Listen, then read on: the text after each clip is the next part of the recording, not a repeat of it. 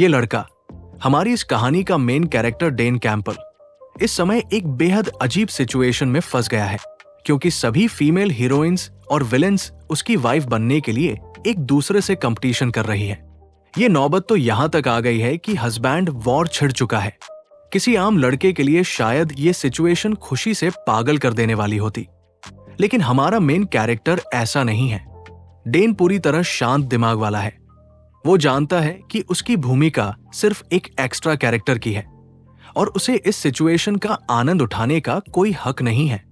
अगर वो इन important characters में उलझ गया तो उसकी किस्मत बहुत जल्दी ही खराब हो जाएगी, लेकिन हालात कभी उसके मुताबिक नहीं चलते।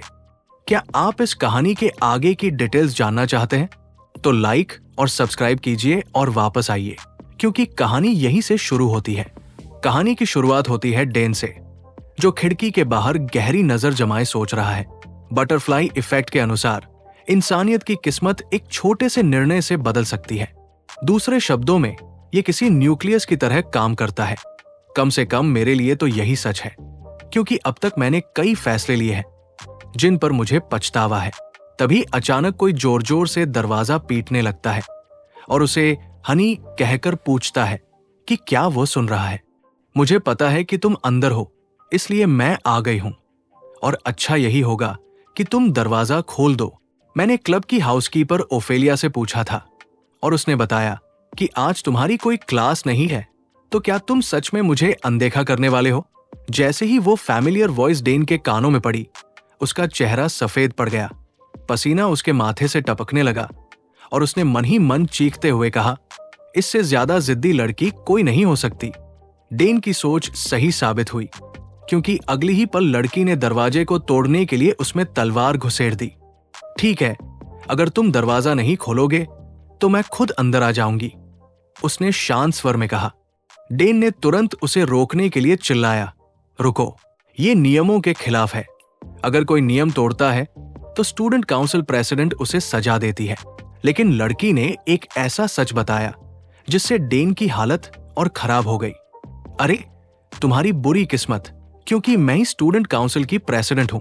जैसे ही उसने ये कहा, दरवाजा एक झटके में चकनाचूर हो गया। लड़की कमरे में घुसी और गुस्से में बोली, तुम मुझसे दूर भाग रहे हो, और वो भी पूरे 32 बार। क्या इसने सच में गिनती की थी?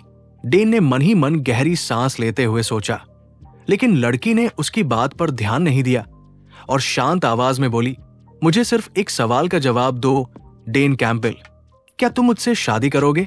ये सवाल पूछने वाली लड़की एक रॉयल यूनिफॉर्म पहने थी और उसकी कमर पर लंबी तलवार बंधी थी। डेन अभी जवाब ही नहीं दे पाया था कि अचानक पास से एक दूसरी लड़की की आवाज आई, तुम किस बारे में बात कर रही हो, प्रिंसेस एलेना?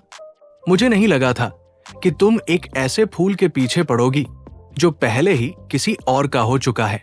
क्या तुम्हारे परिवार का यही तरीका है? आवाज एक खिड़की के पास बैठी बैंगनी बालों वाली लड़की की थी। सबसे अजीब बात यह थी कि उसके सिर पर एनिमल जैसे कान थे। उस लड़की को देखकर एलेना की आंखें सीरियस हो गई और उसने कोल्ड टोन में कहा, यह जगह एक एसिन के लिए कुछ ज्यादा ही वेल लिट है और यहाँ विटनेसेस भी बहुत है।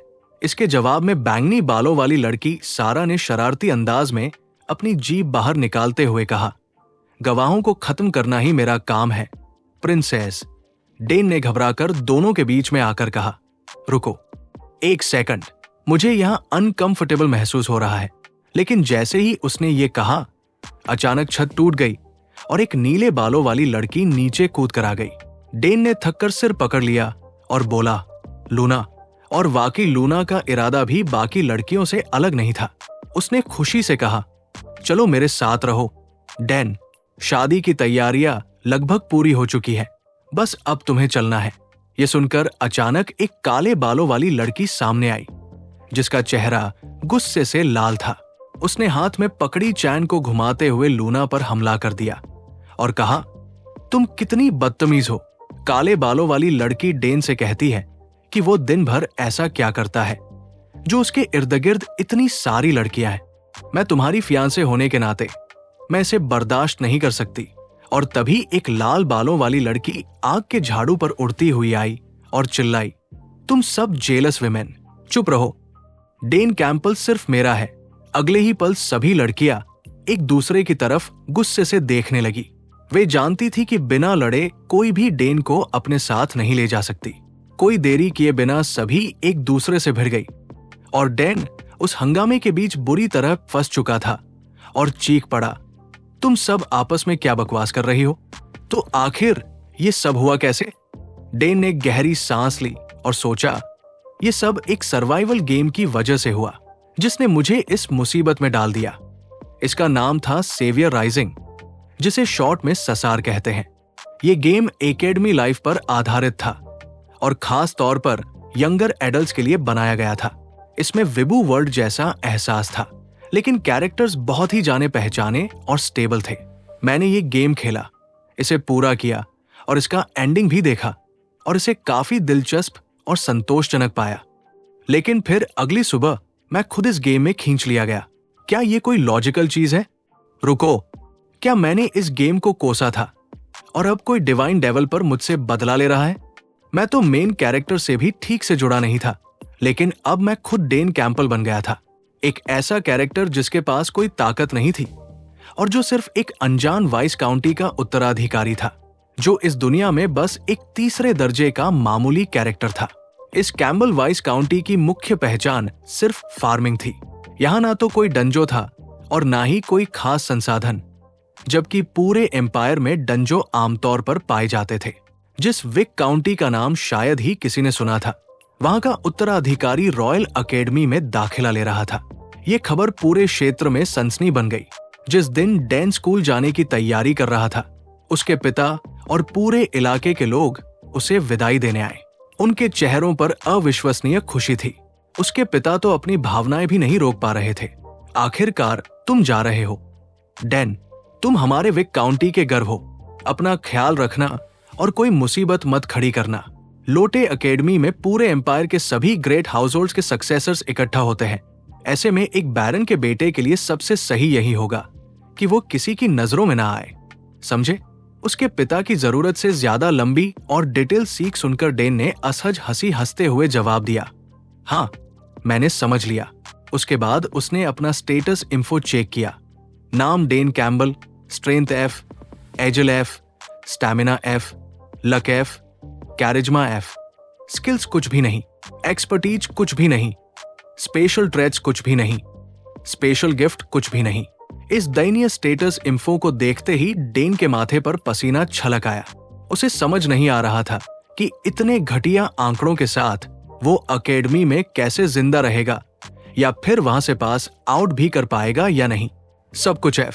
मैं जो असली दुनिया में एक एक्सपीरियंस प्लेयर था, इतनी खराब स्टार्टिंग स्टैट्स तो मैंने जब भी नहीं देखी।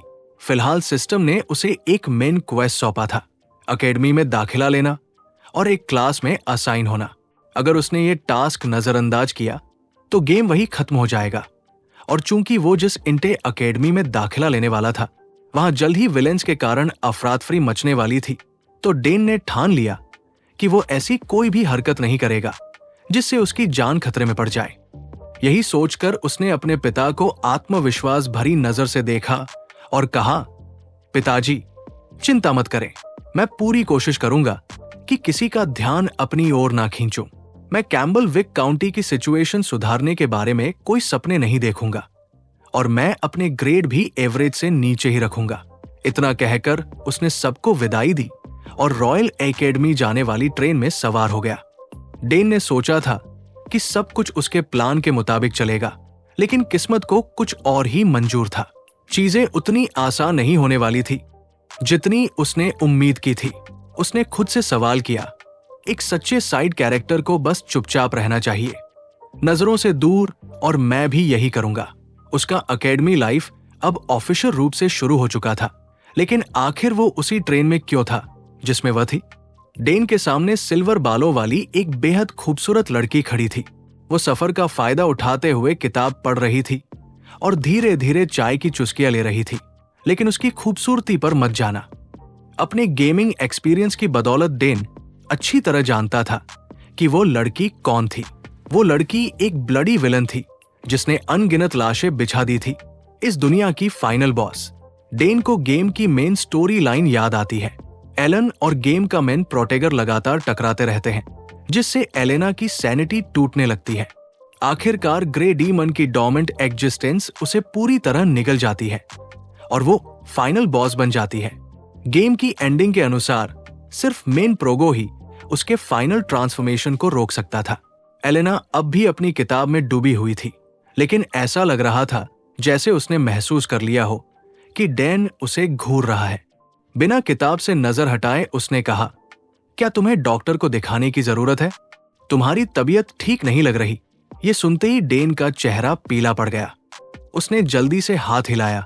ना, नहीं, मैं ठीक हूं। एलेना ने अपनी किताब से नजरें हटाए बिना कहा, मैं फर्स्ट क्लास केबिन में बैठने की बजाय यहां बैठी हूं क्योंकि ये मेरे परिवार ड्यूक फैमिली की एक सोच समझी स्ट्रेटेजी है। अगर इससे तुम्हें अनकंफर्टेबल महसूस हुआ हो तो माफ करना। वैसे भी जो भी मेरे साथ इस कैरेज में बैठता है उसका एक्सप्रेशन कुछ ऐसा ही होता है। उसका लहजा थोड़ा ठंडा था, लेकिन डेन को उसमें कुछ अजीब महसूस हुआ। उसने सोचा, ये तो मेरी यादों से अलग है। एलेना को हमेशा परफेक्ट और बोल्ड बताया गया है, तो फिर ये सेंसिटिव साइड क्या है? जब डेन ने उसके सवाल का जवाब नहीं दिया तो उसने फिर पूछा, तुम जवाब क्यों नहीं दे रहे? क्या तुम किसी और चीज के बारे में सोच रहे हो? डेन ने अनकंफर्टेबल महसूस करते हुए सिर खुजलाया और हकलाते हुए बोला, नहीं, कुछ नहीं, तुम वाकई बहुत दयालु हो। एलेना ने अपनी किताब से नजरें हटाकर उसकी तरफ देखा और कहा, दयालु? तुमने ऐसा कुछ सुना है या ये तुम्हारी खुद की राय है? क्या हम पहले मिले हैं? उसका सवाल सुनते ही डेन हड़बड़ा गया। उसने खुद को मन ही मन कोसा, मैं कितना बेवकूफ हूं। फिर तुरंत सफाई दी, नहीं नहीं, मैंने बस सुना था कि तुम काफी स्ट्रिक्ट हो। डेन को अनकंफर्टेबल होता देख एलेना ने हल्की सांस ली और दोबारा अपनी किताब पढ़ने लगी। उसने हल्के से कहा, तुम सच में बहुत अजीब हो। डेन ने सिर्फ एक मजबूर मुस्कान दी और कहा, हाँ, मैंने ये बात कई बार सुनी है।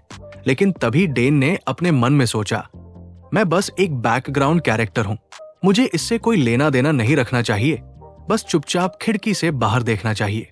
डेन ने खुद से ये सोचते हुए बाहर देखा और तभी एक बड़ा पत्थर ट्रेन की ओर आ रहा था।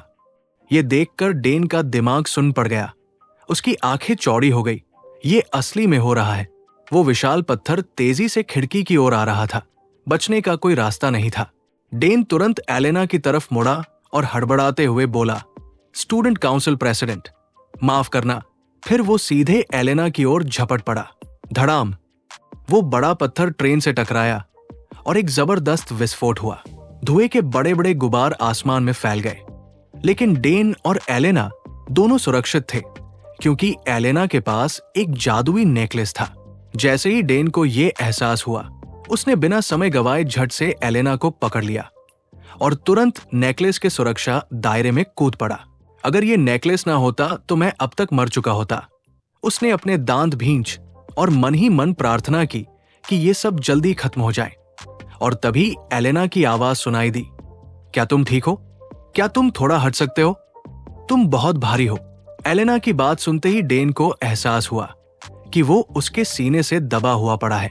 उसका चेहरा तुरंत लाल हो गया और वो हड़बड़ा कर जल्दी से उठा और उसने हकलाते हुए कहा, माफ करना। लेकिन वो अपनी बात पूरी भी नहीं कर पाया कि एलेना ने उसे बीच में ही रोक दिया। कोई बात नहीं, तुमने मुझे बचाने के लिए ऐसा किया। ये पहली बार है जब किसी आदमी ने मेरे लिए इतनी हिम्मत दिखाई है। लेकिन थैंक यू। मैं तुम्हारी इंटेंशन समझ सकती हूं, इसलिए माफी मत मांगो। एलेना की इन बातों ने डेन को और भी ज्यादा शर्मिंदा कर दिया। अरे नहीं, इसने पूरी तरह से गलत समझ लिया। डेन ने तो खुद को सिर्फ नेकलेस की प्रोटेक्शन के अंदर गिराया था, एलेना को बचाने के लिए नहीं। एनीवे, एलेना बैठ गई, अपने बाल ठीक किए और फिर सीधे पूछा, तुम्हारा नाम क्या है? डेन को हल्की बेचैनी महसूस हुई। अगर मैंने अपना नाम बता दिया तो ये फिर से मुझे ढूंढती रहेगी। अब मैं क्या करूं? लेकिन कुछ सोचने के बाद उसने जवाब दिया, डेन कैंपेल। एलेना ने हल्का सिर हिलाया और मुस्कुराते हुए कहा, ठीक है, मैं इसे नहीं भूलूंगी। मैं तुम्हारा ये एहसान जरूर चुकाऊंगी। जैसे ही एलेना ने यह कहा, डेन को अचानक सिस्टम से एक नोटिफिकेशन मिला, तुमने एक विलन का ध्यान आकर्षित कर लिया है। स्पेशल गिफ्ट पाने की शर्तें पूरी हो चुकी है। तुम्हें नई स्किल्स मिली है, अल्टीमेट सर्वाइवल और फैटल चार्म। ये नोटिफिकेशन देखते ही डेन का दिमाग सुन पड़ गया। समय बीतते देर नहीं लगी और जल्द ही डॉक्टरों और नर्सों की एक टीम दुर्घटना स्थल पर पहुंच गई, जो घायलों की देखभाल करने लगी। क्या ये इसीलिए हुआ क्योंकि ये ट्रेन लोटे से आ रही थी? विशेष सुरक्षा उपायों की वजह से घायलों की संख्या कम थी। जिनकी जांच हो चुकी थी वे अब खुद चल सकते थे। इसके बाद डेन एक गाड़ी में बैठकर अपनी यात्रा जारी रखने लगा। सफर के दौरान उसने उन स्पेशल गिफ्ट्स को देखने का मौका लिया जो उसे अभी अभी मिले थे। सबसे पहले उसने पहला गिफ्ट देखा, फेटेड कनेक्शन। अगर तुम उन लोगों का ध्यान आकर्षित करते हो जिनमें इविल ट्रेट्स होती हैं, तो तुम्हें अलग अलग इनाम मिलेंगे। डेन ने अपनी ठुड्डी को सहलाते हुए सोचा, अब समझ आया इस स्किल को एक्टिवेट करना पहले इतना मुश्किल क्यों था। कैंपबेल एस्टेट में ना तो कोई इविल ट्रेट्स वाला था और ना ही कोई न्यूट्रल कैरेक्टर। यही वजह थी कि ये गिफ्ट कभी एक्टिव नहीं हुआ। तो क्या मुझे अभी मिली स्किल्स को देखना चाहिए? डेन खुद को रोक नहीं पाया और तुरंत उन्हें चेक करने लगा। पहली skill, ultimate survival, level unknown. जब भी तुम खतरनाक स्थिति में पड़ोगे, तुम्हारे स्टैट्स बढ़ेंगे। खतरा जितना बड़ा होगा, स्किल का असर उतना ही ज्यादा होगा। दूसरी skill, fatal charm, level unknown. इसका असर उन लोगों का ध्यान आकर्षित करना है जिनमें इविल ट्रेट्स है। सिचुएशन जितनी क्रिटिकल होगी, स्किल उतनी ही ज्यादा पावरफुल होगी। डेन इन दोनों स्किल्स को देखकर गहरी कंफ्यूजन में पड़ गया। अल्टीमेट सर्वाइवल तो बहुत काम की चीज है। ये लड़ाई में मेरी मदद करेगी और मुझे जिंदा रहने का मौका मिलेगा। लेकिन फैटल चार्म, क्या मैं सच में इसके साथ रह पाऊंगा? इविल ट्रेट्स वाले लोग, गेम में ये कौन कौन थे? एक पागल योद्धा जो अपने 3 कदम के दायरे में आने वाले किसी को भी मार डालती थी। एक खतरनाक तलवारबाज जो बिना कारण किसी को भी काट सकती थी। एक भाड़े का हत्यारा जिसे बस पैसे चाहिए होते थे, फिर वो किसी की भी जान ले सकती थी। एक जीनियस मैच जिसने दुनिया से अपना हर नाता तोड़ लिया था।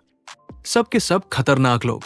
इनमें से हर कोई अपने आप में खौफनाक मुसीबत है, लेकिन वो खुद को याद दिलाता है कि अभी जरूरी बात यह है कि मेरे पास एक ऐसा स्किल है जो मुझे जिंदा रहने में मदद करेगा। लेकिन अजीब बात यह थी कि उस स्किल का रैंक अननोन दिखाई दे रहा था। मैं एक एसआर गेम का एक्सपीरियंस प्लेयर हूं, लेकिन मैंने पहले कभी स्किल रैंक अननोन नहीं देखी। आखिरकार इसका मतलब क्या हो सकता है? दूसरी तरफ डैन के चेहरे पर लगातार बदलते हाव भाव देखकर डॉक्टर थोड़ा परेशान हो गया और उसने पूछा, अरे क्या तुम ठीक हो?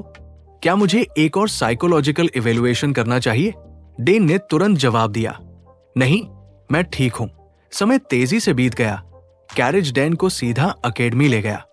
अकेडमी के बड़े हॉल में नए स्टूडेंट्स वहां जमा हो चुके थे। प्रोफेसर की गूंजती हुई आवाज चारों तरफ सुनाई दे रही थी। हालांकि रास्ते में एक दुर्भाग्यपूर्ण घटना घटी, लेकिन मैं आप सभी का यहां सुरक्षित पहुंचने के लिए धन्यवाद करता हूं।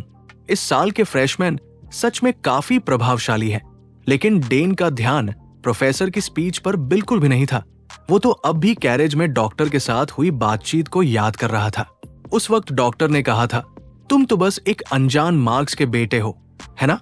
तुम्हारी कोई खास पहचान या कनेक्शन भी नहीं है। मैं भी कभी अलांते अकेडमी का स्टूडेंट था और मैं भी एक अनजान नोबल परिवार से आता हूँ। टिस्ट टेरिटरी के कई दुश्मन हैं, इसलिए बेहतर होगा कि तुम उससे दूर ही रहो। अगर तुम हाई रैंकिंग नोबल्स के साथ ज्यादा घुलने मिलने लगे तो तुम्हें मुसीबत मिलनी है। डेन ने बस सिर हिलाते हुए जवाब दिया, मैं इसे ध्यान में रखूंगा। लेकिन ठीक उसी वक्त सिस्टम ने उसे एक नोटिफिकेशन भेज दिया, एलेना से जुड़े इवेंट होने में बस 2 दिन बाकी है। डेन ने गहरी सांस ली और कहा, मैं चाहूं या ना चाहूं, मैं पहले ही इसमें फंस चुका हूं। इस बदनामी से भरी इस अकादमी में ये आश्चर्य की बात नहीं है कि वो फाइनल बॉस बनने की उम्मीदवार है। सिर्फ उसके पास खड़े रहना भी मेरे लिए मौत की सजा जैसा है। लेकिन इससे पहले कि वो और कुछ सोच पाता, एक जोरदार आवाज ने उसे चौंका दिया, डेन कैम्पबेल, तू बेवकूफ है क्या? इतनी देर से किस दुनिया में खोया हुआ है? उसने तुरंत इधर उधर देखा कि ये शोर किसने मचाया था। कुछ स्टूडेंट्स उसकी तरफ देख रहे थे और उनका एक्सप्रेशन कुछ ज्यादा ही मजाकिया था। ही। देखो इस गांव के गंवार को, बाकी सब ने तो अपने पार्टनर चुन लिए और ये अकेला बचा है। ब्राउन हेयर्ड लड़का उसकी ओर इशारा करके बोला, तुम्हारा मुकाबला अपने आप ही तय हो चुका है। डेन तुरंत नीचे की ओर भागा और खुद से बड़बड़ाया, अरे हाँ, एंट्रेंस सेरेमनी के तुरंत बाद ही प्रैक्टिकल टेस्ट शुरू होगा। उसने अपना सिर खुजलाया और बोला, सॉरी, मेरा पार्टनर कौन है? उसका चेहरा बाहर से शांत लग रहा था, लेकिन अंदर ही अंदर वो पूरी तरह से पैनिक कर रहा था। अगर बाकी सभी ने पहले ही अपने पार्टनर चुन लिए हैं, तो जो अकेला बचा है वो जरूर सबसे ताकतवर होगा। और फिर ठीक उसी पल एक ऑरेंज बालों वाली लड़की ने उसकी तरफ हाथ बढ़ाया, चेहरे पर चमकती हुई मुस्कान के साथ, और उसने कहा, हेलो, क्या तुम्हें मदद चाहिए? उसकी खूबसूरत शक्ल और खुश मिजाज मुस्कान को देखकर भी डेन मुस्कुरा नहीं पाया, क्योंकि उसे एहसास हो गया था कि उसके सामने खड़ी लड़की कोई आम इंसान नहीं थी। ये दुनिया की सबसे महान जीनियस थी, भविष्य की रक्षक। ये सेवियर राइजिंग गेम की मेन हीरोइन थी। उसी पल डेन ने बस अपना हाथ उसकी ओर बढ़ाया, लेकिन उसकी आंखों में आंसू भर आए थे और उसने चुपचाप खुद से सवाल किया, क्या मैं बर्बाद हो चुका हूं? सीन बदलता है और एक फीमेल प्रोफेसर के ऑफिस की ओर आता है। इसी दौरान उनके कॉलीग भी अपनी शिकायतें कर रहे थे। अरे, काउंट क्रिश्चियन अभी अभी पहुंचे हैं और मार्की गलांत यहां क्यों नहीं आई? हालांकि दूसरों की शिकायतों से अलग खुद महिला प्रोफेसर भी अंदर ही अंदर बेचैनी महसूस कर रही थी। क्या उसने अपना दिमाग खो दिया है? डुअल क्वालिफायर्स इस वक्त चल रहे हैं और फिर भी वो इतनी ज्यादा लेट कैसे हो सकती है? और जैसे ही उसने ये सोचा, मानो उसके गुस्से का जवाब देते हुए अचानक किसी के कदमों की आवाज गूंज उठी। हर किसी की नजर उस दिशा में चली गई और फिर एलेना की घायल और लड़खड़ाती हुई शक्ल सामने आई। उसका पूरा शरीर खून से लटपट था। उसे देखते ही पूरे कमरे में एक तनाव की लहर दौड़ गई। फीमेल प्रोफेसर ने तुरंत सवाल किया, मुझे तुमसे बहुत सारी बातें पूछनी है। तुम आखिर गई कहां थी? लेकिन जवाब में एलेना ने बस हल्के से कहा, बस एक छोटी सी चीज को संभाल रही थी। लेकिन उसके हालात बात को देखकर यह साफ था कि वो छोटी चीज बिल्कुल भी मामूली नहीं थी। गहरी सांस लेते हुए प्रोफेसर ने अपने सहकर्मियों को इशारा किया, सॉरी, लेकिन मुझे इससे अकेले में बात करनी होगी। जब बाकी लोग बाहर चले गए, तब प्रोफेसर ने धीमी आवाज में पूछा, क्या किसी की मौत हुई? एलेना ने बेपरवाही से कहा, बहुत ज्यादा नहीं, शायद 12 के आसपास। फिर मानो सफाई देते हुए बोली, वे मुझे मारने की साजिश का हिस्सा थे। उन्होंने एकेडमी की ट्रेन पर एक बड़ा पत्थर गिराने की कोशिश की ताकि ये सा लगे, लेकिन मैंने पता लगा लिया कि वे कौन थे, और क्योंकि मैं वही थी तो मैंने उन्हें निपटा दिया। ये सुनकर प्रोफेसर ने एक गहरी सांस ली और सावधानी से कहा, तुम्हें इसे स्कूल पर छोड़ देना चाहिए था। लेकिन इससे पहले कि वो अपनी बात पूरी कर पाती, एलेना ने तेज आवाज में उसे बीच में रोक दिया। क्या तुम वाकई चाहती हो कि मैं हर किसी के साथ फेयर और नोबल तरीके से पेश आऊं? उन लोगों को माफ कर दूं जिन्होंने मुझे मारने की कोशिश की? सामने खड़ी फीमेल प्रोफेसर ने एलेना की आंखों में झलक संकल्प को देखा और फिर बहस करने का इरादा छोड़ दिया। ठीक है, जैसा तुम चाहो, लेकिन कम से कम पहले जाकर कपड़े बदलो और जल्दी ड्यूल अरीना की तरफ निकलो। अगर तुम जल्दी करोगी तो तुम्हें एलिया और डेन नाम के किसी लड़के से लड़ते देखने का मौका मिल सकता है, जिसके बारे में उसने पहले कभी नहीं सुना। एलेना ने कहा, क्या डेन कैम्बल? प्रोफेसर ने हैरानी से कहा, बिल्कुल सही, वही है, लेकिन तुम उसे कैसे जानती हो? एलेना के दिमाग में मेन कैरेक्टर की एक धुंधली इमेज उभरी, एक ऐसा लड़का जो हमेशा असहज और अनिश्चित सा लगता था। उसे याद कर वो हल्के से मुस्कुराई और धीमे स्वर में बोल उठी, वो लड़का थोड़ा अजीब है। दूसरी तरफ हमारा डेन एरिना के बीचों बीच खड़ा कांप रहा था, जबकि भीड़ उसे गांव का गंवार कहकर चिढ़ा रही थी। उसे अच्छी तरह पता था कि उसके स्टैट्स बिल्कुल बेकार हैं। अगर उसने एक भी हिट लिया तो वो गया, लेकिन थ्योरी के हिसाब से उसके पास एक छोटा सा एडवांटेज था। उसके पास डेस्परिंग थी। जितना ज्यादा खतरा, उतना ज्यादा उसके स्टैट्स बढ़ेंगे।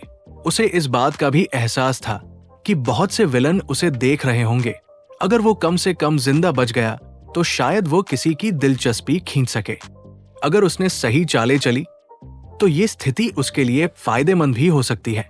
लेकिन तभी एलिया ने एक अजीब नजरों से उसे देखा और उसका नाम पुकारा और उसने कहा, सच बताओ, क्या तुम वाकई बहुत कमजोर हो? डेन घबरा गया, उसके शब्द अटकने लगे। ये देखकर एलिया ने कहा, अब मुझे यकीन हो गया कि तुम बहुत कमजोर हो और अभी मैं तुम्हें बुरी तरह पीटने वाली थी, लेकिन तुम्हारी हालत देखकर मुझे दया आ गई। डेन ने हैरानी से पलकों को झपकाया और उससे पूछा, मुझे पीटोगी? पर क्यों? अब एलिया ने वजह बताई, क्योंकि तुम मेलेना के साथ थे। मुझे उस लड़की से नफरत है, सिर्फ उसी से नहीं, पूरे ट्रिन फैमिली से। वे सब के सब डीम है। हमारा डेन समझ गया। कमाल है, ये एलिया कितनी बेबाक है। सबके सामने ये बोलने की हिम्मत दिखा रही है, लेकिन वो ये भी जानता था कि उसकी नफरत की एक वजह थी। ये सब उसके परिवार की कहानी और उससे जुड़े ड्रामे से जुड़ा था।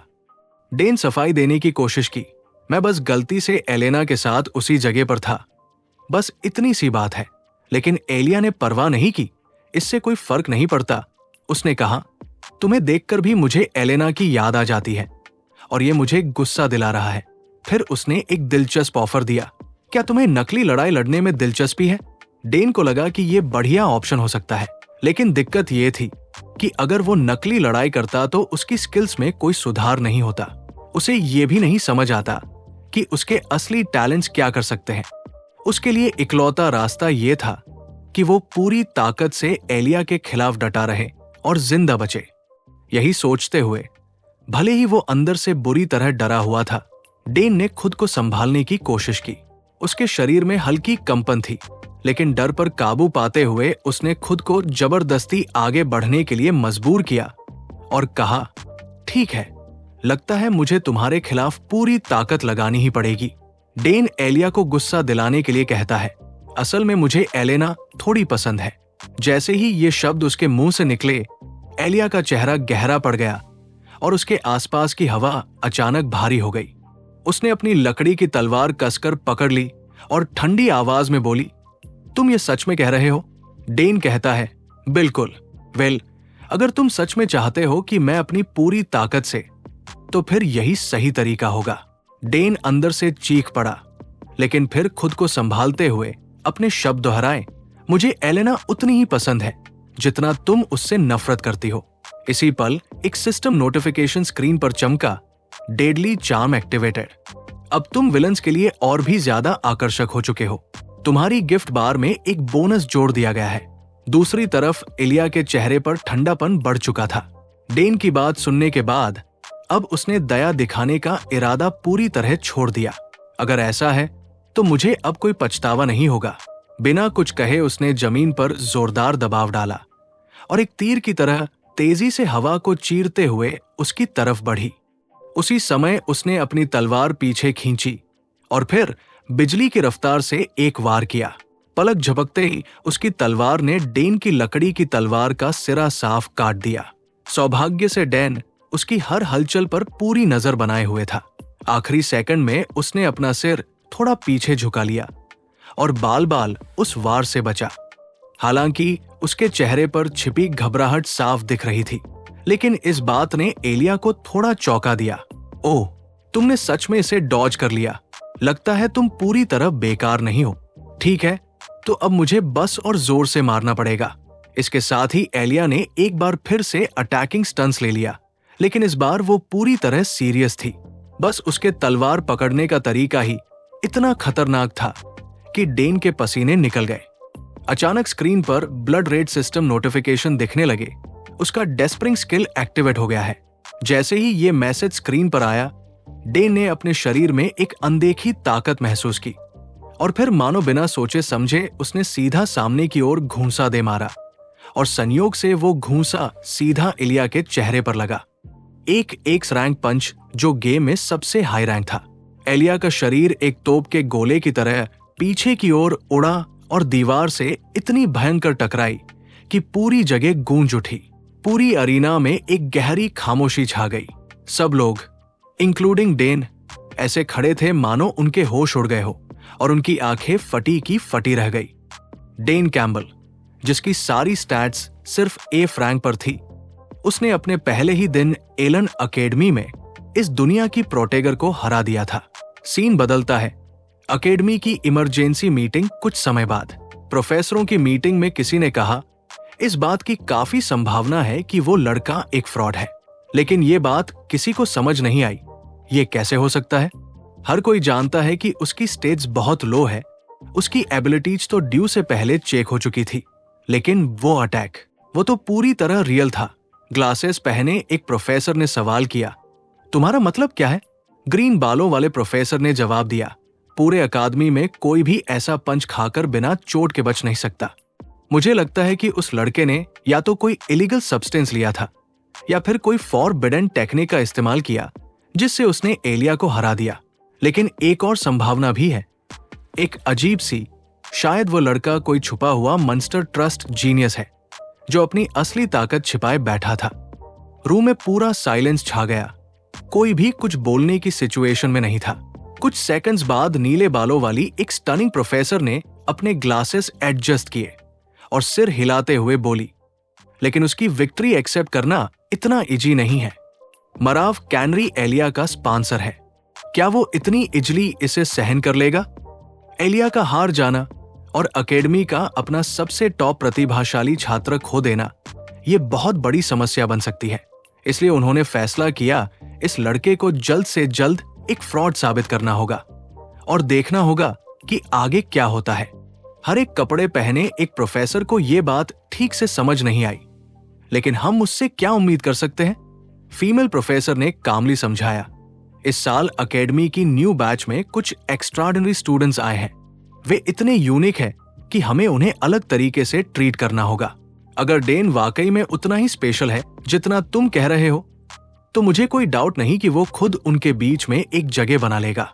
इस बीच डेन की एलिया पर एक ही पंच में जीत पूरी अकेडमी में चर्चा का विषय बन गई।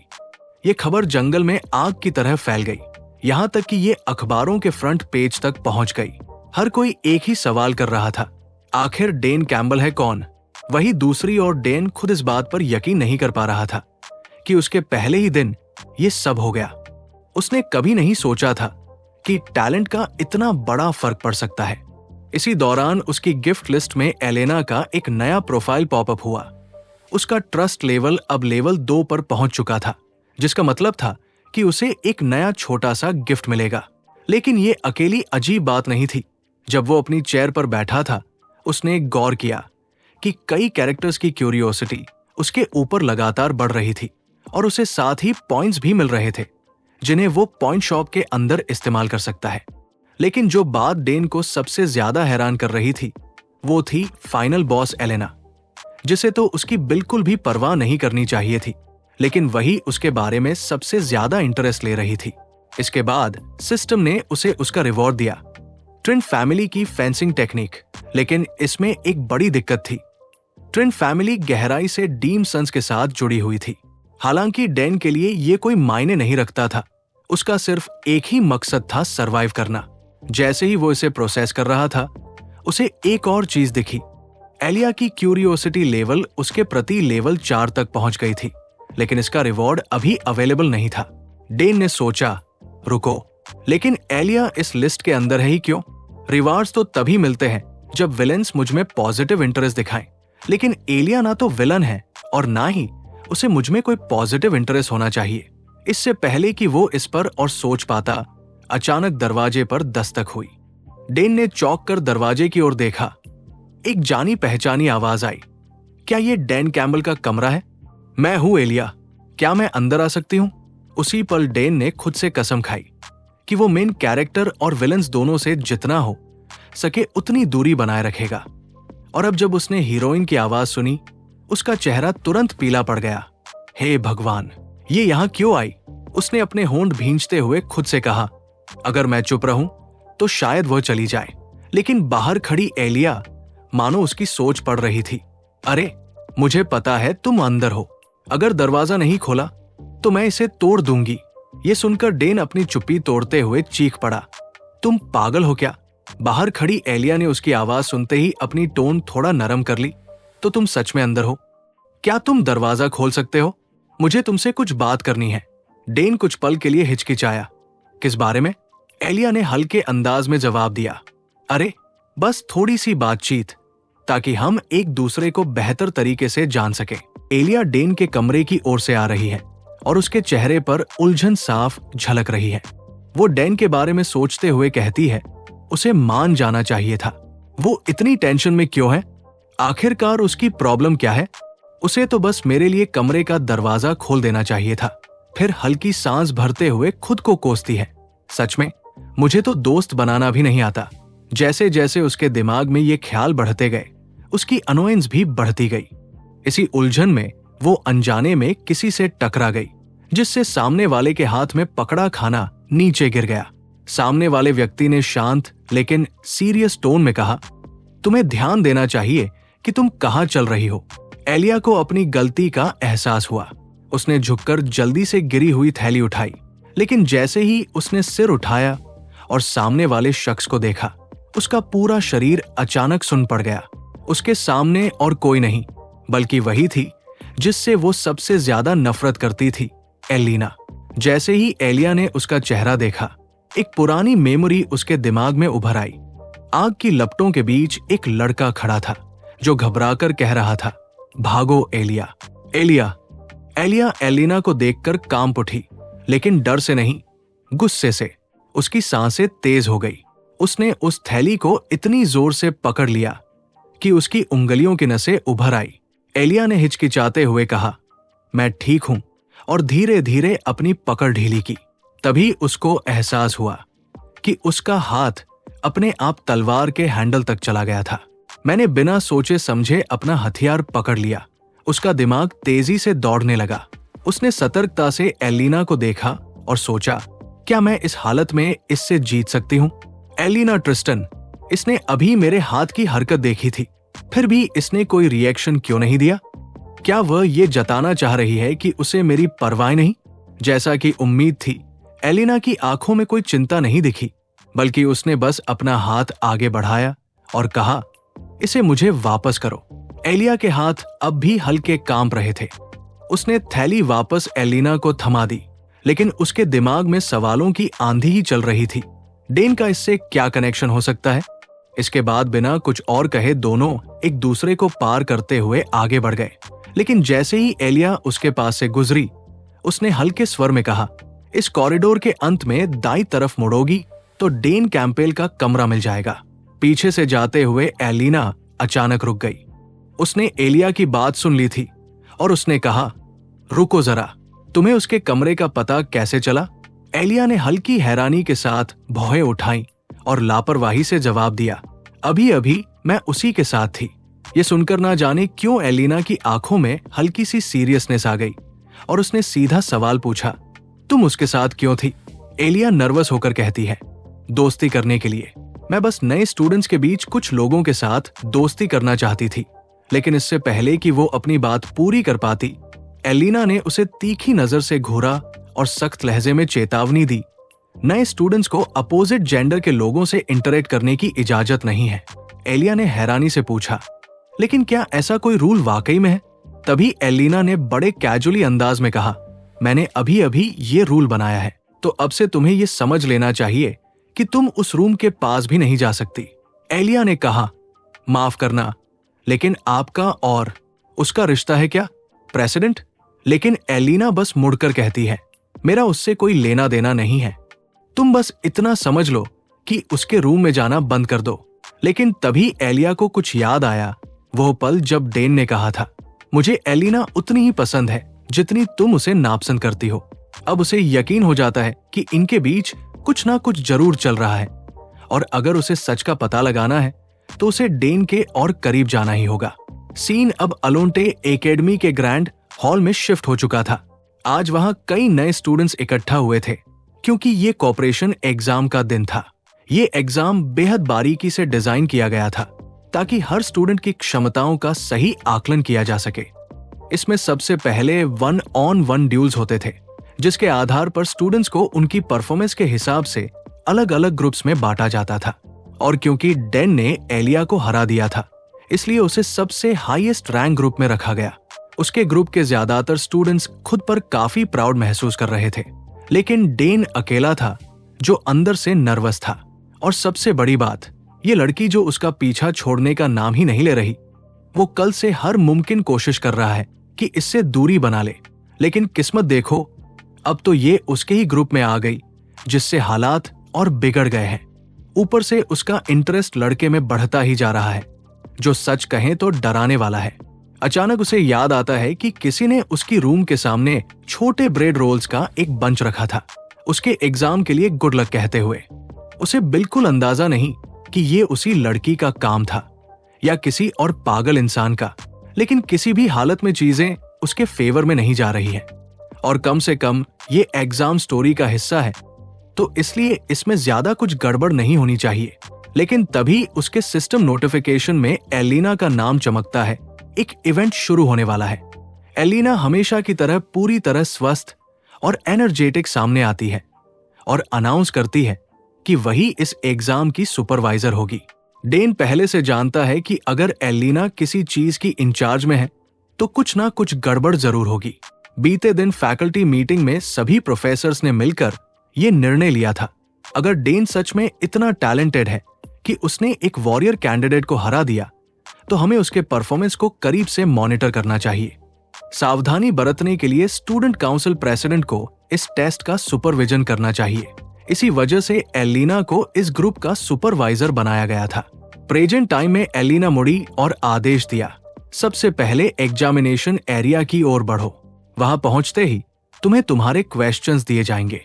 एलिना के ऑर्डर पर सभी स्टूडेंट्स उसके पीछे चल पड़े और टेस्टिंग फैसिलिटी की ओर जाने लगे। लेकिन जैसे ही उन्होंने हॉलवे में कदम रखा, पूरा एरिया अचानक अंधेरे में डूब गया। किसी ने हैरानी से कहा, वाओ, ये जगह तो बहुत कूल लग रही है। लाइट्स अचानक बंद हो गई। एलिया ने तुरंत एलिना की ओर देखा और पूछा, तुमने कहा था कि हमें क्वेश्चंस वहां पहुंचने के बाद मिलेंगे, तो क्या ये टेस्ट का हिस्सा है? उसकी बात सुनकर एलिना कुछ नहीं कहती, लेकिन उसकी नजरें तेजी से आसपास के माहौल को स्कैन कर रही थी। एंट्रेंस सील हो चुका है, पावर कट हो चुका है, और तभी एलिना का इवेंट एक्टिवेट हो जाता है। डेन तुरंत समझ जाता है ये कोई टेस्ट नहीं है, ये एक एम्बुश है।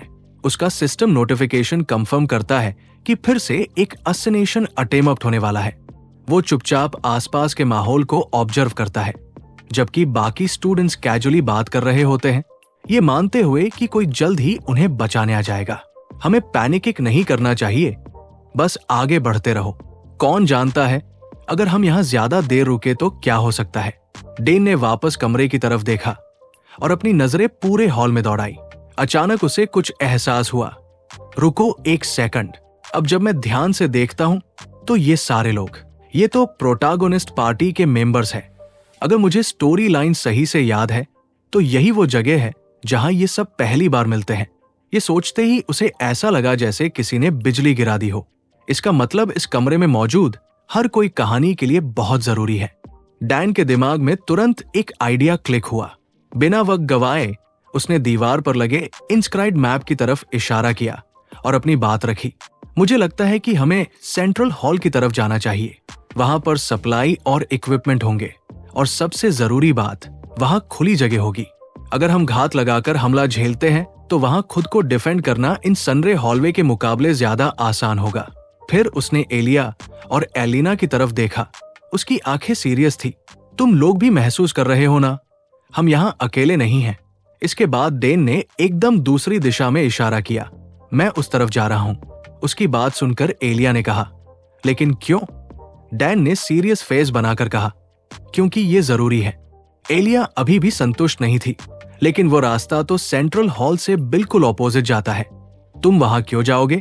डेन ने हल्की सांस छोड़ते हुए गहरी आवाज में जवाब दिया, मैं अभी नहीं समझा सकता, लेकिन मुझ पर भरोसा करो, ये बहुत जरूरी है। बाद में बताऊंगा। लेकिन उसके दिमाग में कुछ और ही चल रहा था। ये मेरे लिए बहुत जरूरी है और मैं झूठ नहीं बोल रहा। आखिर मेरे लिए सबसे जरूरी चीज मेरी खुद की जान बचाना है। भले ही किसी को डेन की असली मंशा समझ नहीं आई, लेकिन उन्होंने उसकी बात मान ली। एलिना ने बाकी ग्रुप को सेंट्रल हॉल की ओर लीड किया, जबकि डैन एक पूरी तरह अलग रास्ते पर चला गया। जैसे ही वो शांत पड़े हॉलवे में आगे बढ़ा, उसने आखिरकार राहत की सांस ली। लगता है एलिना को अलग कर देने से मेरी बात ज्यादा भरोसेमंद लगने लगी। अब बस मुझे तब तक छिपे रहना है जब तक ये इवेंट खत्म नहीं हो जाता। असली टारगेट एलिना है तो जाहिर है कि किसी का ध्यान मुझ पर नहीं जाएगा। मुझे बस एक अच्छा सा कोना ढूंढना है और चुपचाप वहां टिके रहना है। बस कुछ देर की बात है और फिर सब कुछ नॉर्मल हो जाएगा। लेकिन अगर चीजें हमेशा प्लान के मुताबिक होती तो जिंदगी बहुत आसान होती ना। अचानक एक आवाज पीछे से आई, अरे मैं यहाँ पावर फिक्स करने आया हूँ, मुझे रास्ता दिखाओ, मुझे अंधेरे में ठीक से दिखाई नहीं देता। डेन ने झटके से अपनी नजर उस शख्स की ओर घुमाई। ठीक उसी पल सिस्टम उसे नोटिफाई करता है कि एक खतरनाक स्थिति डिटेक्ट हुई है। System warning, danger detected. दूसरी ओर एलिना के लीडरशिप में ग्रुप आखिरकार ग्रैंड हॉल तक पहुंच चुका था। अब ग्रुप के हर नए रिक्रूट को साफ साफ एहसास हो रहा था, अंधेरे में हत्यारे छिपे हुए हैं। एक लड़की जो पुजारी जैसे कपड़ों में थी घबराकर चारों तरफ देखने लगी और फिर एलिया से पूछा, एलिया क्या तुम्हें लगता है कि डैन अकेले ठीक रहेगा? अगर उसके साथ कुछ हो गया तो? ये सुनकर एलिया ने एक पल की भी झिझक नहीं दिखाई। उसे डेन की योजना पर पूरा भरोसा था। उसने आत्मविश्वास से जवाब दिया, जो कुछ भी वो कर रहा है मुझे यकीन है कि उसके पास पहले से ही कोई प्लान होगा। फिर उसकी नजर थोड़ी गंभीर हो गई। वैसे भी ऐसा लग रहा है कि हमें अपनी ही मुश्किलों से निपटना होगा। उसी समय डेनिक स्ट्रेंजर को अपने पीछे ले जाते हुए एक अंधेरे कॉरिडोर में बध रहा था। उसके पीछे चल रहा हत्यारा अपने ही ख्यालों में डूबा था। उस एलिना ने हमारी वैंगार्ड टीम को तबाह कर दिया, लेकिन वो सिर्फ इसलिए सफल हुई क्योंकि हम वहां नहीं थे। ये लड़का भी इतनी आसानी से मेरी चाल में फंस गया। मैं एक प्रोफेशनल असैसिन हूं। मैं किसी की चाल ढाल से ही उसकी स्किल्स का अंदाजा लगा सकता हूं। और ये लड़का, ये तो एकदम नौसिखिया लगता है। इसे खत्म करने से पहले क्यों ना थोड़ा खेल लिया जाए। एक बार मैंने इसका शरीर हथिया लिया तो एलिना को खत्म करना कोई मुश्किल नहीं होगा। उसके होठों पर एक खतरनाक मुस्कान उभर आई। अब और धोखे की जरूरत नहीं थी। अचानक उसने अपनी नकाब उतार फेंकी। नीचे से एक बिल्कुल अलग चेहरा नजर आया। उसी पल उसने अपनी धारदार शॉर्ट स्वॉर्ड निकाल ली और बर्फ जैसी ठंडी आवाज में कहा, बहुत बढ़िया, अब इनाम पाने का वक्त आ गया है। लेकिन अजीब बात थी कि डेन ने एक लंबी संतोषजनक सांस ली। ऐसा लगा जैसे उसके कंधों से कोई भारी बोझ हट गया हो। उसके होठों पर हल्की मनोरंजक मुस्कान आ गई। जैसा मैंने सोचा था, तुम ही हो हजमेड। अगर मेरा अपोनेंट कोई और होता तो शायद मैं मुसीबत में पड़ जाता। लेकिन सच कहूं तो अब मुझे बहुत राहत महसूस हो रही है। असिन पूरी तरह से शॉक्ड हो जाता है कि ये कमीना उसका नाम कैसे जानता है। असिन कहता है, ये क्या बकवास कर रहा है? लेकिन डैन अभी रुका नहीं। तुम्हारी चाल ढाल, तुम्हारी नाक बंद होने की आदत, हाँ तुम बिल्कुल वैसे ही हो जैसे मुझे याद था। असिन पूरी तरह से कंफ्यूज हो जाता है। उसे समझ ही नहीं आता कि ये पागल आखिर किस बारे में बात कर रहा है। फिर डेन की नजर सिस्टम डिस्प्ले पर पड़ी। डेस्परेट सर्वाइवल रैंक बढ़ गई है। डेन के अजीब रिएक्शन को देखकर असिन का धैर्य टूट गया। सच में ये लड़का दिमागी रूप से ठीक है या नहीं? खैर, इससे फर्क नहीं पड़ता। आखिरकार ये अब भी एक कमजोर कीड़े से ज्यादा कुछ नहीं है। बिना एक पल की देरी किए हस्बैंड पूरी स्पीड से झपट पड़ा। ये देखकर डेन ने तुरंत अपनी पकड़ अपने लकड़ी के स्टाफ पर मजबूत कर ली। सीन चेंज होता है। हमें एलिना और को दिखाया जाता है। उसी समय एलिना के ग्रुप और असाइसिन्स के बीच भीषण लड़ाई जारी थी, या यूं कहें कि असाइसिन्स पूरी तरह तबाह हो रहे थे। एक के बाद एक उनके शरीर हवा में उछलते हुए दीवारों से टकरा रहे थे, क्योंकि चारों ओर से मैजिक तलवार की तकनीकें और एन्चेंटमेंट्स बरस रहे थे। पूरे माहौल में दर्दनाक चीखें गूंज रही थी। असैसिन्स के पास इन स्टूडेंट्स की ताकत के आगे टिकने का कोई मौका नहीं था। ये लोग तो मेरी उम्मीद से भी ज्यादा कमजोर हैं। लाल बालों वाले एक स्टूडेंट ने हंसते हुए एक और दुश्मन को बेरमी से काट डाला। दूसरी तरफ एलिया ने किसी को ऑर्डर किया कि वो इन लोगों को फ्रीज कर दे, जबकि वो सोच रही होती है कि एलिना कहाँ है। इस बीच एलिना खौफनाक रूप से शांत बनी रही। उसने अपनी तलवार एक ही झटके में घुमाई, जिससे 4 असिन दीवार से जा टकराए। टक्कर इतनी जोरदार थी कि पूरी सतह पर गहरी दरारें फैल गई। फिर बिना कोई देरी किए उसने अपनी तलवार एक और असैसिन की बाह में घुसेड़ दी और ठंडे स्वर में पूछा, तुमको यहाँ किसने भेजा और तुम्हारे साथ और कौन कौन है? अगर तुमने जवाब नहीं दिया तो मैं तुम्हारी गर्दन तोड़ दूंगी। उसी समय एक मैजिक यूजर बाकी लोगों को बर्फ में जकड़ रहा होता है। जैसे ही एलना ने तलवार को हल्का सा घुमाया, जख्म और भी गहरा हो गया। दर्द सहन न कर पाने के कारण असिन जोर से चीख उठा और आखिरकार सब कुछ उगल दिया। एलिना ने उसकी बातें गौर से सुनी, फिर ठंडी और गंभीर आवाज में कहा, अभी अभी तुमने कहा hamate of the crescent moon, क्या वो इसी बिल्डिंग के अंदर है? लेकिन इतनी यातना झेलने के बावजूद असैसिन में अभी भी थोड़ी हिम्मत बाकी थी। उसने दांत भीते हुए धीमे स्वर में कहा, मैं तुम्हें ये नहीं बता सकता। एलिना ने बिना कुछ कहे अपना पैर उठाया और उसके चेहरे को जोर से जमीन में दे मारा, जिससे उसका सिर गहरी दरारों के बीच धंस गया। उसकी आवाज ठंडी थी, लेकिन उसमें एक खतरनाक चेतावनी छुपी थी। एलिना ने दोबारा से पूछा, क्या वो इसी बिल्डिंग के अंदर है? असिन को ऐसा लगा जैसे उसकी खोपड़ी चकनाचूर होने वाली है। उसके पास बचने का कोई रास्ता नहीं था। हाँ, वो हमारे साथ ही आया था। पीछे खड़ी एलिया ने ये खौफनाक पूछताछ देखी। उसके चेहरे पर हल्की असहजता झलक उठी। उसने धीमे लेकिन तीखे स्वर में पूछा, तुम इतना आगे क्यों बढ़ रही हो एलिना? एलिना ने ठहर कर उसकी ओर देखा। उसकी आवाज ठंडी और सख्त थी। इन्होंने मुझे मारने की कोशिश की थी। फिर उसने गंभीरता से उसकी ओर देखते हुए कहा, और hazmat of the crescent moon, वो एक ऐसा असैसिन है जो किसी को मारकर उसकी पहचान अपना सकता है। बताओ, इस बिल्डिंग में सबसे आसान टारगेट कौन है? एलिया के दिमाग में झट से एक नाम आया। उसकी सांस अटक गई। डैन, तुम्हारा मतलब है। उसने खुद को जानबूझकर चारा बनाया ताकि सबसे ताकतवर दुश्मन को बाहर लाया जा सके। एलिया के चेहरे पर चिंता की भावनाएं उभर आई और उसने कहा, ये लोग तुम्हारे पीछे पड़े हैं, लेकिन डैन तुम्हें बचाने के लिए अपनी जान जोखिम में क्यों डाल रहा है? आखिर तुम दोनों के बीच ऐसा क्या रिश्ता है? एलिना कहती है, मैं पहले ही तुम्हें कह चुकी हूं, हमारे बीच ऐसा कुछ भी नहीं है जैसा तुम सोच रही हो। वो एक पल के लिए रुकी, फिर वो बोली, कम से कम जहां तक मुझे पता है। दूसरी तरफ डैन के साथ लड़ाई के बीच असासिन के विचार तेजी से दौड़ रहे थे। उसने खुद को याद दिलाया, मैं एक प्रोफेशनल असैसिन हूं। मेरी गार्डियन सोल को मुझे हर वार से बचाना चाहिए। ये मेरी सबसे बड़ी हथियार है। फिर भी मैं लगातार पीछे क्यों हट रहा हूं? आखिर ये सब हो ही क्यों रहा है? असिन लड़खड़ाया। उसके मुंह से खून निकल रहा था।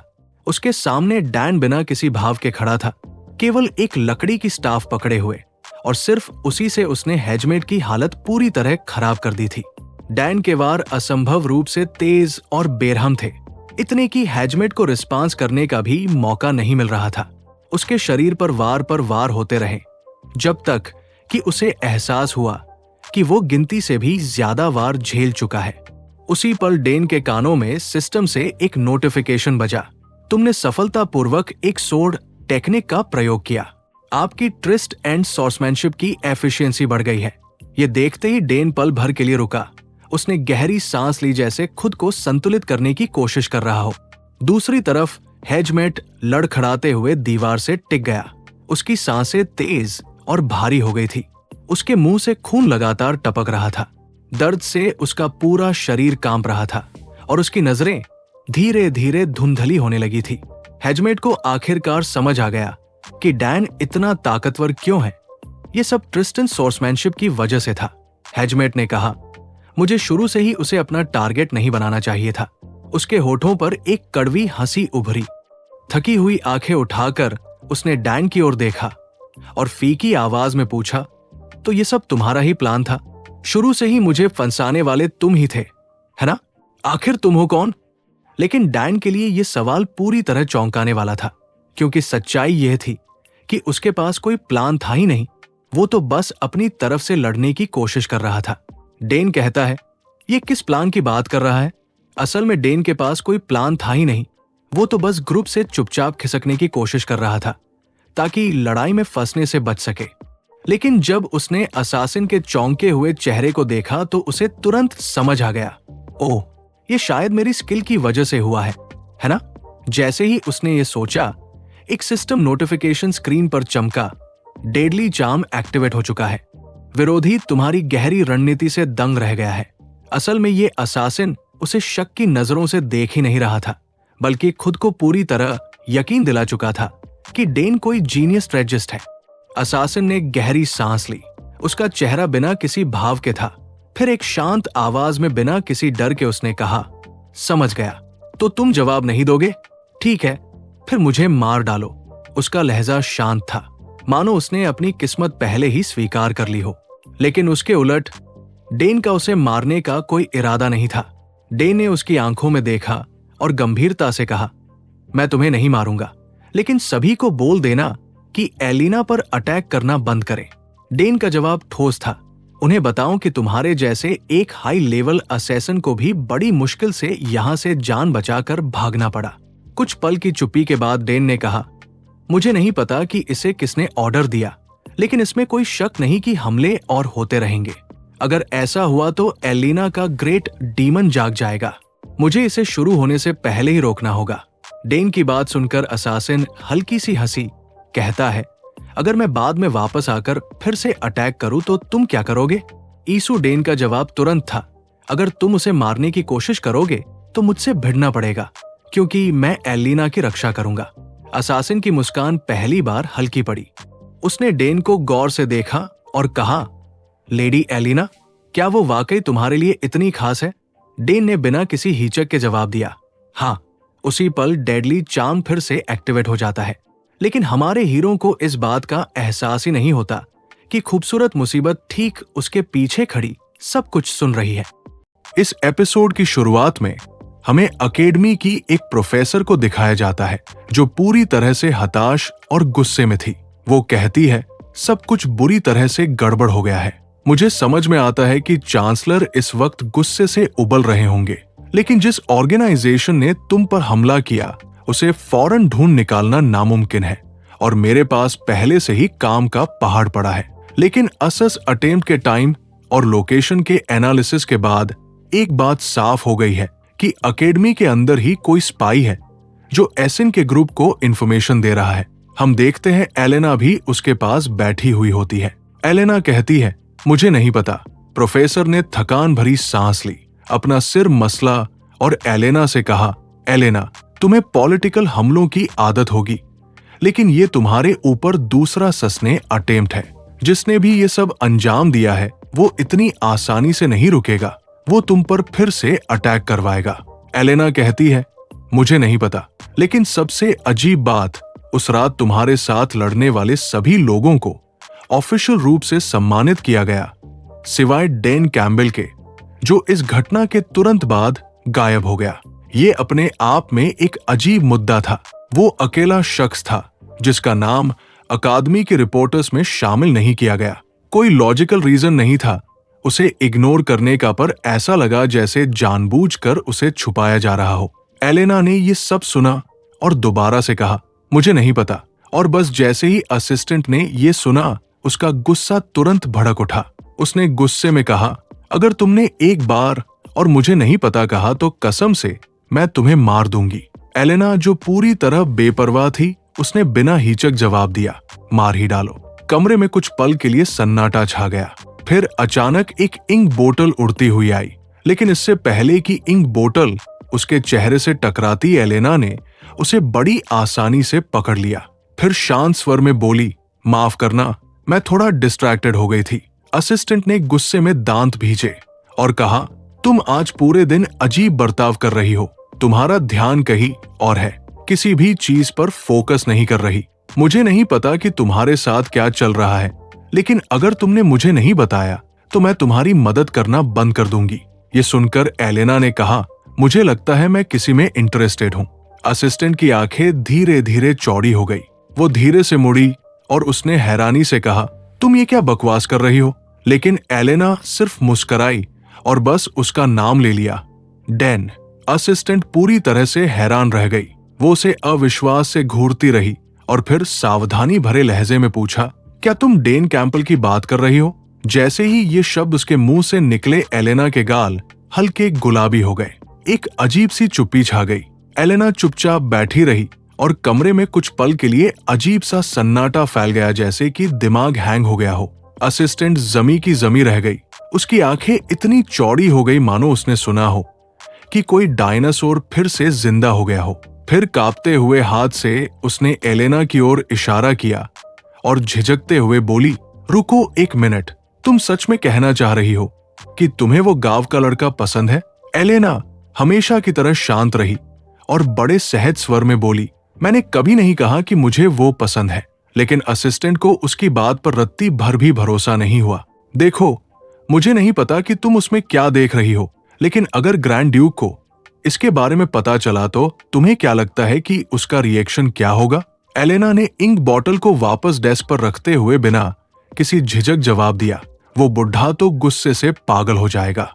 और हाँ, मैं फिर से कह रही, मुझे डेन में कोई ऑब्सेशन नहीं है। असिस्टेंट अपने सिर को सहलाते हुए बड़बड़ाया, देखो, जो भी हो वो बंदा तुम्हारे साथ अच्छा बर्ताव करता है ना? लेकिन हाउस टेस्ट की लेडी होने के नाते तुम्हें उसके सामने और सतर्क रहना चाहिए। एलेना ने सहमति में सिर हिलाया। हाँ, तुम सही कह रही हो, लेकिन मुझे उसे टेस्ट करना होगा। फिलहाल मैं उसे बहुत क्लोज ऑब्जर्व करूंगी। दूसरी ओर डेन अपने बिस्तर पर लेटा हुआ था, हाथ में एक चिट्ठी पकड़े और उसे घूर रहा था। ये क्या बकवास है? उसने लेटर को फिर से पढ़ा। अफसोस, डेन की क्लास निर्धारित नहीं की जा सकी। एकेडमिक टीम इस पर काम कर रही है ताकि सबसे सही रिजल्ट्स निकाले जा सके।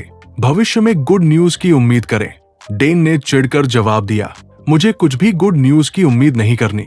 बस तुम मुझे किसी भी रैंडम क्लास में डाल दो और भूल जाओ। लेकिन अगर रूल्स सही तरीके से लागू हो रहे थे तो उसे स्पेशल क्लास में होना चाहिए था, जैसे एलिया की टीम में होना चाहिए था। फिर उसे बाहर क्यों रखा जा रहा था? जैसे ही डैन ने ये सोचा, अचानक उसकी सिस्टम स्क्रीन अपडेट हो गई और उसे एक नया क्वेस्ट मिला, फ्रेशमैन रिसेप्शन के दौरान होने वाली घटना को सुलझाना। Reward exclusive equipment and material. उसने ध्यान से नोटिफिकेशन को देखा और फिर सब कुछ दोबारा याद करने लगा। यही वो इवेंट था जहां हर स्टूडेंट को उसका क्लास असाइन किया जाता था, आर्चर, वॉरियर, मेज वगैरह। तुम्हारी स्पेशलाइजेशन इस पर निर्भर करती है कि तुम किस क्लास पर फोकस करते हो, लेकिन उसका फोकस अपनी स्ट्रेंथ को अधिकतम रूप से एक्सप्लॉयट करना था ताकि उसे कोई पावरफुल क्लास मिले। डेन को सिस्टम पर एक और नोटिफिकेशन मिला जिससे उसे पता चला कि एलेना और एलिया दोनों ही फ्रेशम रिसेप्शन क्लास का हिस्सा है। उसे पूरी तरह यकीन था कि कुछ ना कुछ गड़बड़ फिर से होने वाली है। डेन ने यह सब देखकर अपना माथा पकड़ लिया और मानो उसके परेशान दिमाग को आराम देने के लिए सिस्टम ने उसे एक स्पेशल रिवॉर्ड दिया। एलेना के साथ कनेक्शन गहरा होने की वजह से उसे एक खास स्किल मिली, कॉपी साइक्लोन। वो एलेना की कोई भी एक एबिलिटी कॉपी कर सकता है। डेन के दिमाग ने अचानक काम करना बंद कर दिया और वो पूरी तरह हैरान हो गया। उसने स्क्रीन को दोबारा पढ़ा और उसकी आंखें चौड़ी हो गई। ये तो पागलपन है। मैं फाइनल बॉस एलेना की किसी भी एबिलिटी को कॉपी कर सकता हूँ। फिर रियलिटी ने उसे जोर का तमाचा मारा। नहीं, अभी इसका इस्तेमाल करना बेकार होगा। एलेना पहले से ही सबसे स्ट्रांग है, लेकिन वो अभी शुरुआत कर रही है। अगर मैं इंतजार करूं तो वो और भी ज्यादा ओवर पावर्ड स्किल्स अनलॉक कर सकती है। तभी इस स्किल का सही इस्तेमाल होगा। अब डेन का फोकस बस एक चीज पर था, 3 दिन बाद होने वाले इवेंट की तैयारी करना। मुझे पहले से ही पता है कि मुझे क्या करना है, बस इस बात का ध्यान रखना है कि मैं सरवाइव करूं। ये सोचते ही डेन की आंखों में उत्साह की चमक आ गई। समय तेज से बीतता गया और जल्द ही रात हो गई। सीन बदलकर एक पुराने इक्विपमेंट वेयरहाउस में चला गया। इस वक्त डेन पूरी तरह काले कपड़ों में था। उसके चेहरे का आधा हिस्सा एक मास्क से ढका हुआ था। अभी उसके पास कुछ बेसिक आइटम्स थे, लो टियर एजल बूस्ट पोशन, शैडो मास्क जो थोड़ी बहुत स्पीड बढ़ाता था, और साइलेंट स्टेप शूज जिससे उसके कदमों की आवाज काफी कम हो जाती थी। ये सारी चीजें उसने पॉइंट शॉप से खरीदी थी। जैसे ही उसने खुद को हल्का महसूस किया, उसने सेटिस्फैक्टरली पर चढ़कर अंदर छलांग लगा दी। अंदर घुसते ही उसने स्टैमिना रिकवरी बिस्किट खा लिया, एक ऐसा आइटम जो स्टैमिना को तेजी से रीजन मेट करता था। ये नाम से तो मार्केटिंग गिमिक लगता था, लेकिन इसके इफेक्ट्स असली थे। अच्छा, अब खुदाई शुरू करते हैं, डेन ने धीरे से बड़बड़ाया। और पुराने इक्विपमेंट के ढेर में सामान तलाशने लगा। बिस्किट खाते हुए वो ध्यान से हर आइटम को चेक करता गया। बाकी सब कुछ मिल गया, बस सबसे जरूरी चीज नहीं दिख रही। ये सोचते ही उसने एक लकड़ी के क्रेट को धीरे से खींचा और जैसे ही उसने ऐसा किया, उसकी नजर उस चीज पर जा अटकी जिसकी वो तलाश कर रहा था।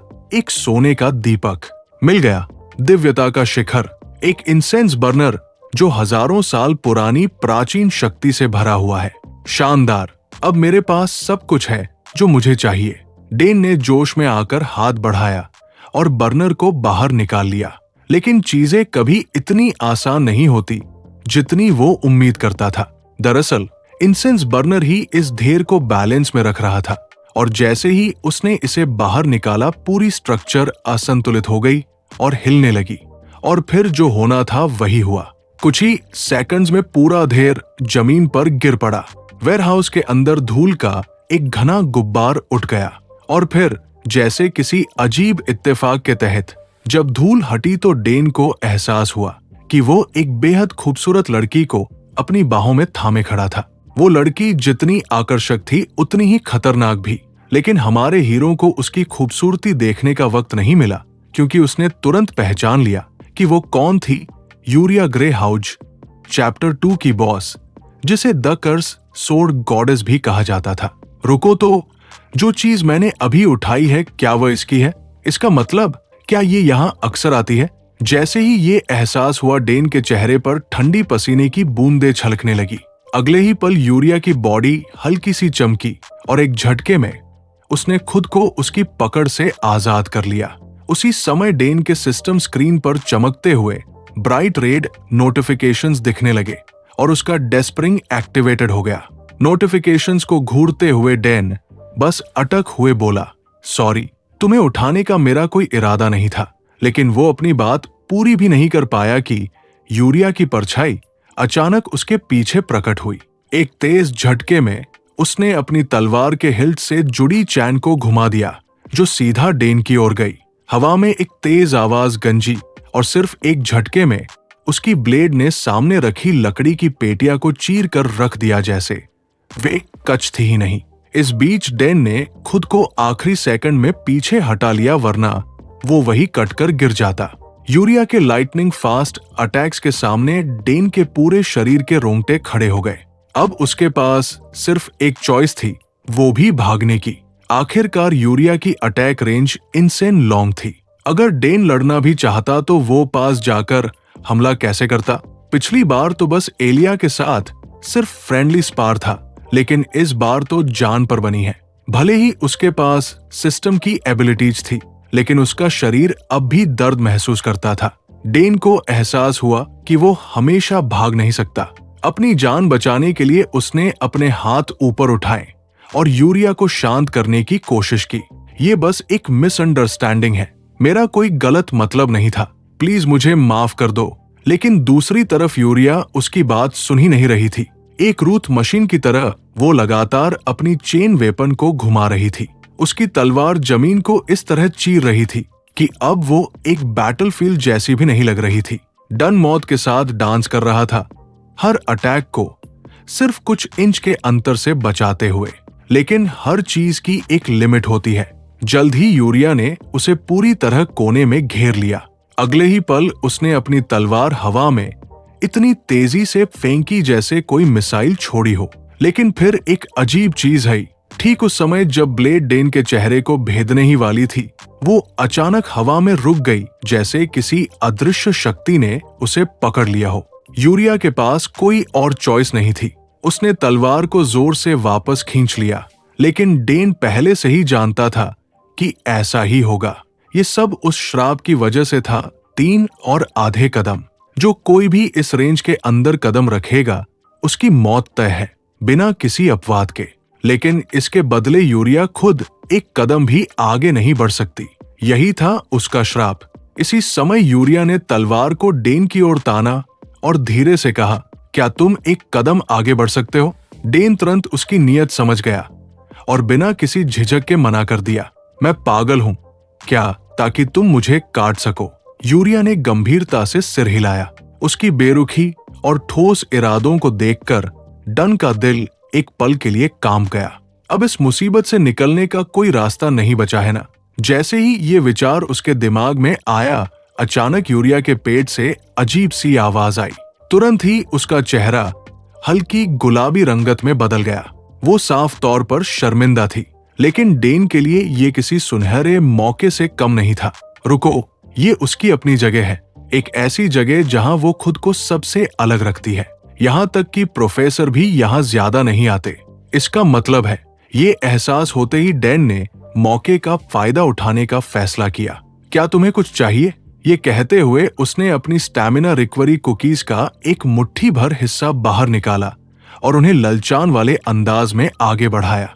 लेकिन यूरिया इतनी आसानी से बहलने वाली नहीं थी। उसने थोड़ी नाराजगी दिखाते हुए कहा, मुझे बेवकूफ मत समझो। क्या तुम मुझे खाने से रिश्वत देने की कोशिश कर रहे हो? डेन ने बहस करने की कोई जरूरत नहीं समझी। उसने बस एक कुकी उसकी ओर उछाल दी। यूरिया का शरीर अपने आप प्रतिक्रिया करने लगा। उसका मुंह खुला और उसने कुकी को ठीक वैसे ही पकड़ लिया जैसे कोई पिल्ला हवा में उछाला हुआ ट्रीट झपट लेता है। जैसे ही उसे एहसास हुआ कि उसने क्या किया, उसका चेहरा और भी ज्यादा लाल हो गया। वो निश्चित रूप से अजीब महसूस कर रही थी, साफ तौर पर घबराई हुई थी। दूसरी ओर डैन उसकी प्रतिक्रिया से जरा भी हैरान नहीं था। भूख इंसान को मूर्ख बना देती है। एक भूखे इंसान से तर्क करने का कोई फायदा नहीं। जब तलवारबाज लड़की ने पेट भरकर खा लिया, तब जाकर डेन ने राहत की एक लंबी सांस ली। उफ, मैं तो मरते मरते बचा। उसके पीछे यूरिया अब भी अपने खाने में लगी हुई थी। चबाते हुए उसने पूछा, लेकिन तुम हो कौन और यहाँ क्या कर रहे हो? डन साफ साफ ये नहीं कह सकता था कि वो यहाँ चोरी करने आया था, इसलिए उसका दिमाग तेजी से काम करने लगा और उसने तुरंत एक बहाना बना लिया। मुझे तुम्हारे लिए खाना लाने को कहा गया था। क्या किसी ने तुम्हें मेरी देखभाल करने के लिए कहा? यूरिया ने अपनी आंखें संकरी कर ली, उसकी बातों पर शक जाहिर करते हुए। वो चाहती थी कि डैन उसे और विस्तार से बताए। इसी दौरान डेन पहले ही अपने अगले कदम की योजना बना रहा था। ये बात भविष्य में मेरे काम आ सकती है। वैसे भी मुझे तो यूरिया से इतनी जल्दी मिलना नहीं था। ये सोचते हुए उसने अपना अभिनय जारी रखा। ओह हाँ, चिंता मत करो, तुम्हारी बहन होली किंगडम में बिल्कुल सुरक्षित है। एम्परर अभी तुम दोनों पर ध्यान नहीं देगा, लेकिन तुम्हें तब तक छिप कर रहना होगा। मैं बाद में वापस आऊंगा। जैसे ही उसने ये कहा, उसकी यादों की लहरें उमड़ने लगी। कुछ बिखरे हुए टुकड़े उसके दिमाग में चमक उठे। यूरिया मूल रूप से होली नेशन से थी। वो वहां से भागकर अलट आई थी और इसकी वजह थी होली एम्परर। उसकी तलवार एक शापित और दुष्ट हथियार के रूप में कुख्यात थी और उसे थामने के कारण वो खुद भी उसके श्राप से बंधी थी। इस श्राप के चलते वो एक निश्चित सीमा से बाहर एक भी कदम नहीं रख सकती थी। डेन जानता था कि उसके पास अब यही एक मौका था, उसे उसकी इकलौती बची हुई फैमिली की खबर देना, क्योंकि कभी कभी उम्मीद की हल्की सी किरण भी किसी को आगे बढ़ने की ताकत दे सकती है। डन खुशकिस्मत था कि वो आर्टफेड लेकर बिना किसी परेशानी के स्टोरेज रूम से निकल गया। समय तेजी से बीत गया और अगले दिन नए स्टूडेंट्स एक ऊंचे पहाड़ी किनारे पर इकट्ठा हुए। उनके सामने खड़ी थी एक बेहद खूबसूरत प्रोफेसर ओफिदिया, जिनके सुनहरे बाल सूरज की रोशनी में चमक रहे थे।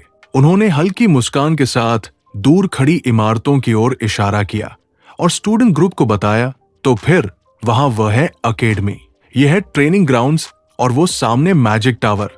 सबको साफ दिखाई दे रहा है ना? कुछ दिनों बाद फ्रेशमैन ओरिएंटेशन सेरेमनी में तुम्हें अपनी प्राइमरी और सेकेंडरी डिसिप्लिन क्लास चुननी होंगी, जैसे नाइट, मैज, इंजीनियर और क्लेरिक। ये सब तो तुम्हें पता ही है। भीड़ के बीच से एक स्टूडेंट ने सवाल किया, क्या ट्राइबल ग्रुप्स भी होली नेशन के साथ यहाँ स्टडी कर रहे हैं? ओफेलिया ने सिर हिलाते हुए जवाब दिया, हाँ बिल्कुल, यहाँ हम युद्ध और डिप्लोमेसी दोनों की ट्रेनिंग देते हैं, तो ट्रांसफर करने का ख्याल भी मत लाना। ठीक है, अब मैं प्राइमरी डिसिप्लिन के बारे में डिटेल में बताऊंगी। ग्रुप के पीछे खड़ा डेन शांत खड़ा था, बाजू बांधे सोच में डूबा। ये ट्यूटोरियल इवेंट है जहां हमें इस दुनिया के बारे में ज्यादा जानकारी मिलती है, इसलिए मैं इसे मिस नहीं कर सकता, वरना अब तक की मेरी सारी तैयारियां बेकार चली जाएंगी। कुछ पल बाद भूरे बालों वाले एक स्टूडेंट ने सवाल किया, प्रोफेसर ओफेलिया, क्या वो सामने वॉइड जोन है? ये सुनते ही सारे स्टूडेंट्स का ध्यान उसी दिशा में चला गया। उन्होंने देखा कि दूर एक विशाल इलाका का अजीब लाल रोशनी से घिरा हुआ था। उनकी जिज्ञासा और बढ़ गई और उन्होंने तुरंत ओफी या की ओर देखा, जवाब की उम्मीद में। ओफी या हल्की मुस्कान के साथ बोली, हाँ, लेकिन वो जगह रिस्ट्रिक्टेड एरिया है, इसलिए अगर तुम लोग वहां गए तो सजा मिल सकती है। डेन ने फिर अपना ध्यान सामने की ओर लगाया और चुपचाप उस एरिया को देखने लगा। वो था वॉइड जोन, स्वर्ग और नर्क के बीच हुई लेजेंड बैटल का परिणाम। यही वो जगह थी जहां गॉड के मैसेंजर और हीरो उसने राक्षसों को सील किया था। सैकड़ों साल बीत चुके थे, लेकिन डिवाइन और डार्कनेस एनर्जी अब भी आपस में टकरा रही थी और खतरा यह है कि डीन दोबारा से फ्री ना हो जाए। यही वो सबसे संवेदनशील स्थान था जहां से राक्षस मुक्त हो सकते थे, और इसलिए ही होली नेशन, ट्राइबल अलायंस और एम्पायर ने मिलकर गोल्डन ट्रायंगल का गठन किया है ताकि इस एरिया की निगरानी की जा सके। इस गठबंधन में अलो और अध्र जैसे क्षेत्र शामिल थे। दूसरी ओर एक लाल बालों वाले स्टूडेंट ने अपना हाथ उठाया और पूछा, प्रोफेसर ओफी, क्या हम उसे थोड़ा करीब से देख सकते हैं क्या? ओफी ने सिर हिलाया, लेकिन साथ ही चेतावनी भी दी, जब तक तुम प्रोटेक्टिव बैरियर के किनारे रहोगे तब तक कोई खतरा नहीं है। ये सुनकर डेन के चेहरे पर संतुष्ट मुस्कान फैल गई और उसने कहा, ठीक है, प्लान यही है कि लंच के बहाने चुपचाप निकल जाऊं और बाद में वापस आ जाऊं। मुझे कुछ जरूरी काम निपटाने हैं। एंजल्स जो पहाड़ों को हिला सकते थे और समुद्र को चीर सकते थे, और उनसे भी अधिक शक्तिशाली एंजल्स ने इस बैरियर को बनाया था। इसी बैरियर की वजह से स्टूडेंट्स इस खतरनाक जगह में बिना किसी खतरे के रह सकते थे। अपनी योजनाओं में खोए डेन से अनजान ओफी ने हंसते हुए कहा, ठीक है, हम यही लंच करेंगे। ये सुनते ही डैन उनके पास गया और धीरे से पूछा, प्रोफेसर, क्या मैं कहीं और लंच कर सकता हूँ? मुझे यहाँ अनकंफर्टेबल महसूस हो रहा है। ओफेलिया ने सहमति में सिर हिलाया, लेकिन साथ ही चेतावनी भी दी, बहुत दूर मत जाना वरना मुश्किल हो सकती है। डैन ने जवाब दिया, ठीक है। ये कहकर वो वहां से निकल गया। बाकी स्टूडेंट्स को ये पसंद नहीं आया। वे बड़बड़ा नहीं लगे, ये कमीना थोड़ा सा फेमस क्या हो गया, खुद को बड़ा समझने लगा है। उनकी नाराजगी से अनजान डेन जल्दी से एक सुनसान जगह पर पहुंच गया जहां कोई उसे देख नहीं सकता था। यहां पहुंचकर उसने वो आर्टिफैक्ट निकाला उसने यूरिया से लिया था। फिर उसने एक छोटी पाउच से unicorn horn powder, Phoenix feather निकाला और उस आर्टफेड में डाल दिया। जैसे ही वो मिश्रण जलाया, हल्का गनी धुआं उठने लगा। डेन ने धीरे से एम्बर्स पर फूंका, जिससे आग और तेज हो गई। उसका मन उत्साह से भर गया था। उसने सबसे शक्तिशाली मिश्रण तैयार कर लिया था, जो असल में एक जादुई अगरबत्ती थी। जादू सक्रिय हो गया। डेन ने कहा, इसके जरिए मैं उस चीज को देख सकता हूं जिसका आम लोग सपना भी नहीं देख सकते। तभी हम देखते हैं, अचानक डेन के सामने तेज रोशनी फैल जाती है और उसी पल उसके सामने एक रहस्यमयी पोर्टल ओपन होता है। इसी के साथ ये वीडियो खत्म होता है। अगर आपको वीडियो पसंद आया हो तो लाइक करें और चैनल को सब्सक्राइब करना ना भूलें, ताकि आपको ऐसे ही मजेदार मंगा एक्सप्लेन वीडियो मिलते रहें। मिलते हैं अगले वीडियो में। बाय।